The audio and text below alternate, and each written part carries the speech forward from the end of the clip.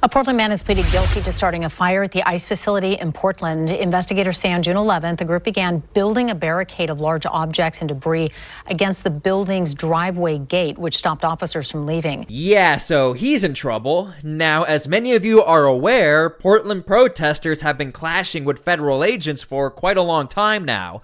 Well, it turns out a lot of these protesters, well, they're now facing justice.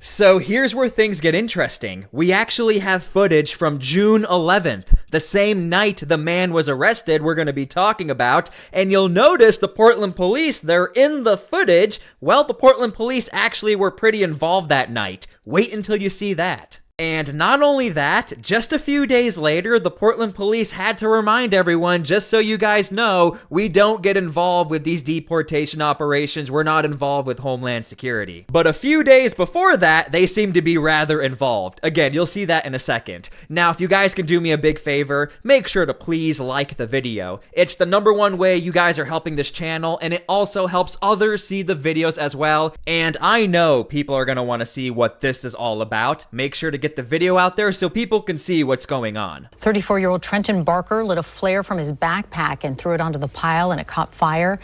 He faces a maximum of 20 years in prison and a $250,000 fine. He will be sentenced in March. So here's where things get interesting. It wasn't the federal agents who arrested these protesters. It was actually the Portland police. I did some quick research and I found this article from back on June 12th. This is at 12:45 a.m. You scroll down and they say, on Wednesday, June 11th, 2025, the Portland Police Bureau was monitoring a protest in the area when at 9:50 p.m. a man was seen stacking flammable materials against the ICE building. Man, this sounds like a totally different police department than what we saw throughout the months, because it looks like they were actually watching, and you'll see they got involved. Another man walked up and placed a lit flare on the material, starting a fire. The fire was extinguished by someone in the federal facility before it caused any significant damage. At 10:44 p.m., officers moved in and arrested the two reckless burning suspects. During the arrest, another suspect punched and tried to choke a police officer. She was arrested as well. The officer was not seriously hurt. And then when you scroll down, Trenton, here he is. He was arrested. Reckless burning. Now, I cannot believe we actually have footage from June 11th. It's very hard to find any footage from this time period because a lot of the footage is either being deleted or it's just lost in the internet. But here we go. Here's the footage, and you'll notice the Portland police, man, are they rather involved.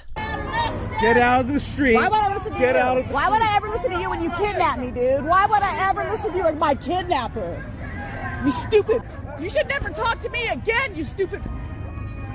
You don't lie on police reports to kidnap people. It's wrong.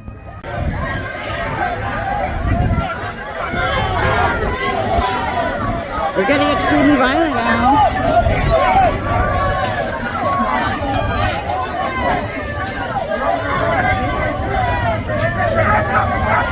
That's the Portland police. These are Portland police officers getting into it with protesters. These are not federal agents side by side with the Portland police, okay?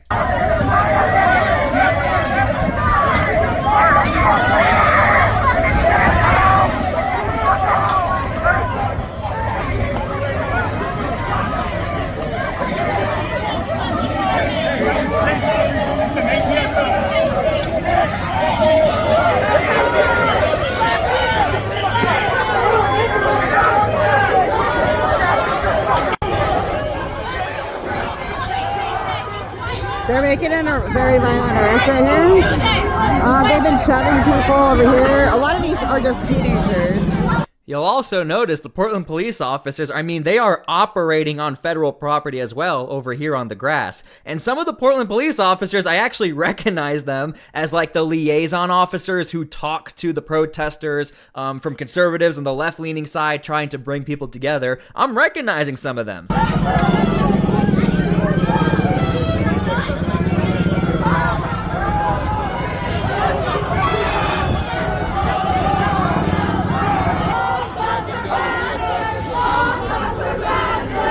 They had to escalate. They just had to escalate.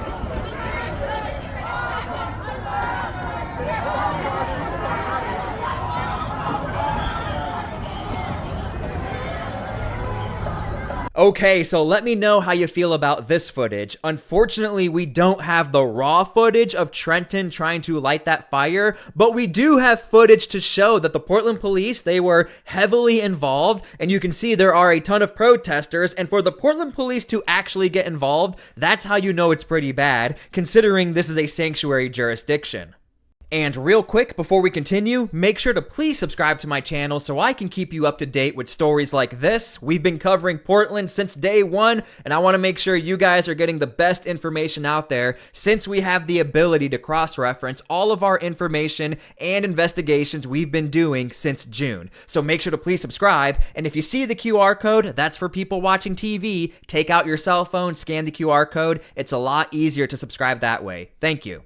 But I think we may have accidentally stumbled upon something when I was investigating this story, because in this initial report, when the Portland police talk about arresting Trenton and the other person, well, they don't talk about or give the disclaimer that, hey, we don't work with ICE agents, that's not our job. They don't talk about that here. But then the next day, the Portland police, they do put that reminder out saying, a reminder that the Portland Police Bureau does not engage in immigration enforcement. Now, to be fair, they still did arrest people, a lot for arson, harassment, assault, and then they go on to say, another disclaimer, the arrests were strictly focused on criminal actions and not constitutionally protected free speech. But one thing you have to remember in context, out of nowhere, the Portland police in June, it's almost as if they disappeared. You really don't see them that much more until October, when the Trump administration started calling out the Portland police and Oregon and Portland. So I'm just trying to show you guys, something must have happened, in my personal opinion, where protesters or city council members or the mayor saw what was going on and these disclaimers started to go out, but then all of a sudden the Portland police,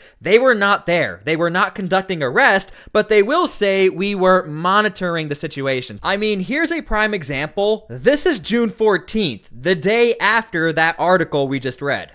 I don't see no riot here. Why are you in riot here?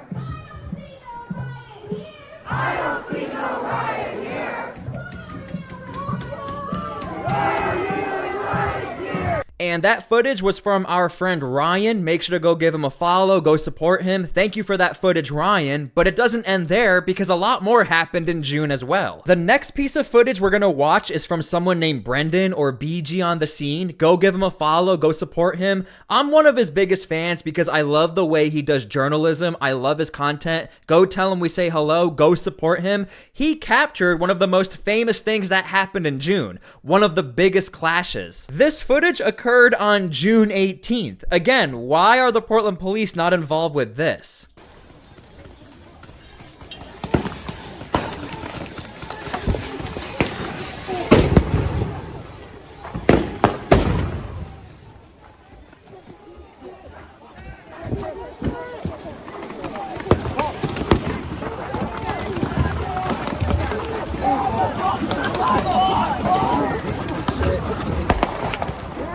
Fuck you! Fuck you guys! Fuck you! Okay, so I think you guys get it. Again, go follow BG on the scene. Without this footage, we wouldn't have a story. We need people like BG on the scene. Go support him. But what he highlights and shows us, for some reason, there is a time frame in June where there was a decision that the Portland police, well, they were not going to get involved. But I think you'll also find this interesting, because the Portland police made the claim the reason why they were not as involved is because whenever tear gas is deployed, they don't get involved. They stay away from any of those federal interactions with protesters. But the question is, what about this? Why were the Portland police not involved with this? This is from Katie Davis Court from back on June 21st. Check it out.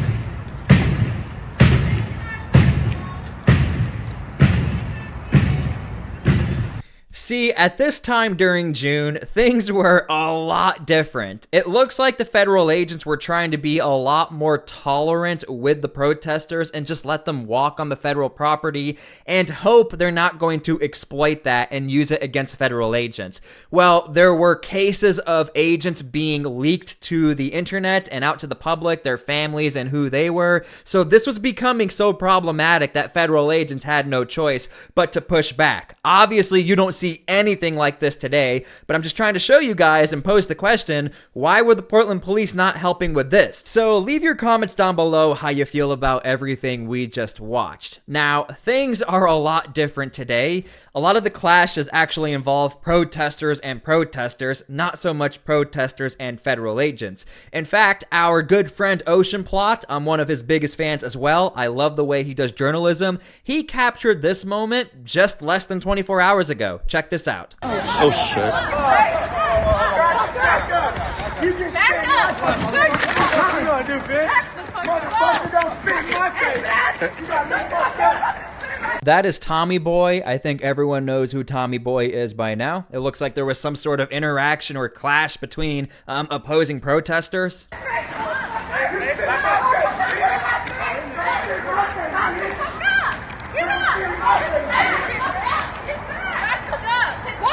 Dumb ass bitch! What, bitch? Get in my face! What, Get in bitch? my face, bitch! What, bitch? Nasty ass bitch! Fucking disgusting! Spit in people's faces? That Bitch, you fat. I also want to point out, although there's not a clashing between protesters and federal agents, a lot of protesters still show up in black bloc. All that black gear you see with the helmet and the mask. go ahead, keep doing it! Which means there is almost no way to identify who they even are, which is why a lot of protesters who have committed crimes, it's virtually impossible to find out who they are, unless the FBI and other federal assets are used on one person. Cruz says she and her parents are relieved to see the Hillsborough City Council moving forward with an emergency declaration passed Tuesday night, which condemns immigration and customs enforcement for targeting students and families. We understand as a city council and as a city what's going on, that we have essentially a terrorist group operating in our city. Mayor says this resolution will better define private areas that ICE cannot access without a judicial warrant. Now, Hillsborough is just a little west of Portland. I mean, you could even say it's pretty much Portland, but it has its separate jurisdiction. Basically, Hillsborough has really been a hot spot for ICE activity to try and find illegal immigrants. So I'm just trying to show you guys, outside of the ICE building and the clashes, we have actual operations going down. I've really been trying to focus on that and show you city councils are trying to react to all of this ICE activity. Now, here's where things get interesting. A prominent activist in the area is not buying that Hillsborough actually cares about what's happening here. If you guys don't remember who this is, It's ICE. They're trying to kidnap people. Please pull behind them. this is the same person who used her vehicle and somebody else used their vehicle and boxed in a Homeland Security agent. Well, she just came out with this video, and I think you'll find it rather interesting. This is a message from my local city council. If you're city council, please listen. In Hillsborough, Beaverton, today I was following ICE officers and I found 4 vehicles behind the Albertsons on Cornelius Pass Road in Maine. I followed behind the building and I saw 6 to 8 armed men. They were mostly in black hoodies. They had automatic assault rifles. I did exactly what you asked me to do, which is to call 911. I called 911. I told the dispatcher what I was seeing, and she said, okay, she'll dispatch a police officer. 15 to 20 minutes later, which was way too late, I get a phone call, no police presence in that area.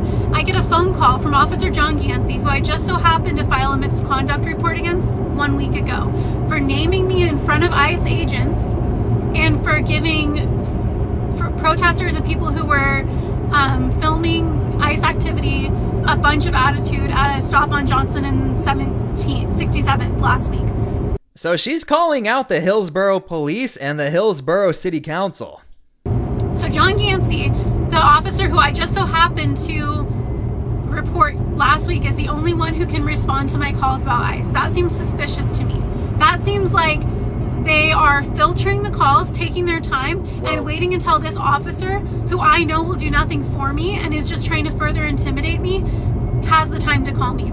Now, here's my disclaimer. I do not agree with her policies at all. If you guys want to go follow her, her account is Linksma on TikTok. She posts all of this publicly. She's not hiding anything. But one thing I will say is this. I think there's a huge misconception from people who see this story. Like everyone who's a Democrat, everyone who hates ICE, they're all on the same side. That's not what's going on here. A lot of protesters, they're not the biggest fans of the Portland City Council, or they're not the biggest fans of how the police department is operating. So I'm just trying to show you guys we can look at content even though I don't agree with her, but I do try to bring the story together so you can see not everything is all sunshine and rainbows on the other side. There is conflict going on.